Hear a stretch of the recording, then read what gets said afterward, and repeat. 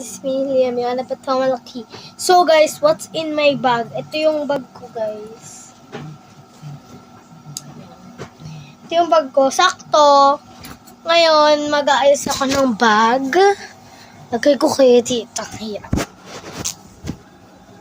Ganun talaga kapag nagbablog. So, ayan yung uniform ko. Ayan yung mga bow ko. Ayan. So, ayan. Ito na. Grade 3 ka pa ako, guys. So, ito siya. Okay, number 1. Pen, tawag dito, popsicle sticks. Kasi, guys, nagdi-divide kami, nagmamat kami, guys. So, yan. Ito. Kailangan namin ito. Pero, nung nakaraan, hindi namin ito nagamit. Kasi, guys, namamadala na sa teacher. Tapos, guys,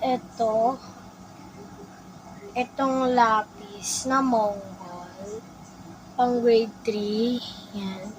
3 ang lapis ko, yung iba kasi nakuha ko sa akin.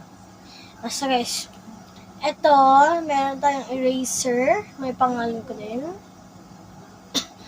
And meron akong sharpener.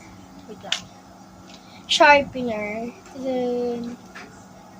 And itong paper na maliit na binigay lang ng classmate ko. And notebooks.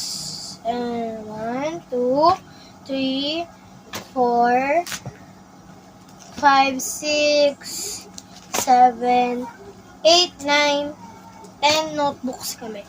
Yung iba guys, nabalatan na.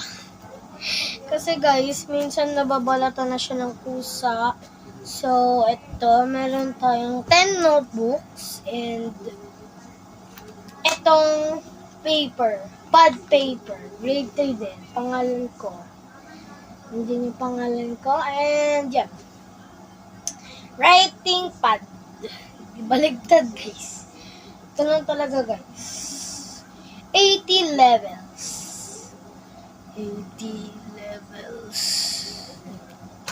By the way, nakalimutan ko kung magkano ito. Basta mura lang yun, guys. Ayan, maganda siya. Bango, be. Tapos, may gunting ako.